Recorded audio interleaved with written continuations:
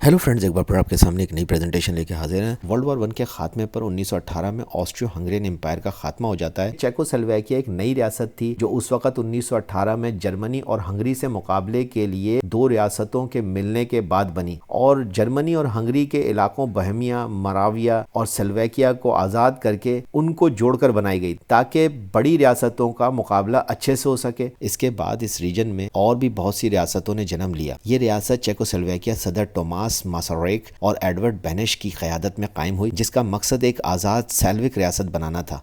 बहमिया, मराविया industrialise और urbanise थे, educationally develop इलाके थे जहां चेक कौम मेजॉरिटी में थी। दूसरी तरफ स्लोवाकिया ज़्यादातर रूरल किसान यानी कि एग्रीकल्चर, गरीब और पिछले हंगेरियन एम्पायर वाले दौर के असर में थे। आगे चलकर ईस्ट में एक चौथा इलाका कारपैथो रूस को भी इसमें शामिल किया गया, जहां रूसियन नस्ल के लोग आबाद थे, मगर ये हिस्सा 1945 में सोवियत यूनियन के अंडर यूक्रेन में मर्ज कर दिया गया। 1918 से 1938 तक चेकोस्लोवाकिया ईस्टर्न यूरोप की एक कामयाब रिपब्लिक रही। इंडस्ट्रियल प्रोडक्शन बहुत थी, एजुकेशन फैली और इकोनॉमिक डेवलपमेंट हर तरफ देखी जा सकती थी, मगर अंदर एक तनाव मौजूद था। चेक्स मरकजी यानी कि सेंट्रल सिस्टम चाहते थे, जबकि स्लोवाक्स ऑटोनॉमी और फ्रीडम के हक में थे। यहाँ एक बात और भी थी कि सुडेटन जर्मन यानी कि चेकोस्लोवाकिया में मौजूद जर्मन आबादी जो तकरीबन 30 लाख की थी, बहमिया की सरहदी इलाकों में आबाद थी। ये लोग नाजी आइडियोलॉजी के तहत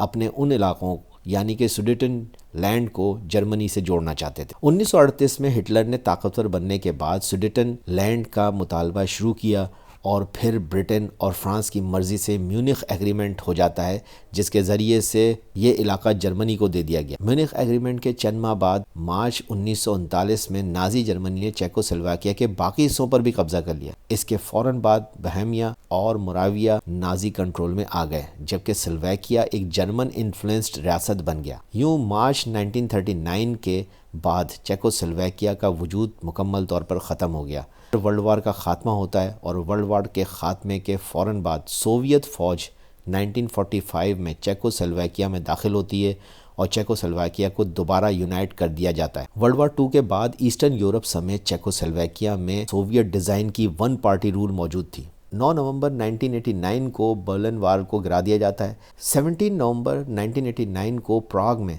स्टूडेंट्स ने एक नाजी कब्ज़े में मारे गए तालिब इल्म की याद में एक डेमोन्स्ट्रेशन चेकोस्लोवाकिया में किया, जो जल्द ही एक कम्युनिस्ट हुकूमत के ख़िलाफ़ एक बहुत बड़ी बगावत में तब्दील हो गया। यूँ 1 जनवरी 1993 को चेकोस्लोवाकिया दो आज़ाद मुल्कों यानी चेक रिपब्लिक और स्लोवाकिया में बंट गया। इस अमल को वेलवेट डिवोर्स कहा गया।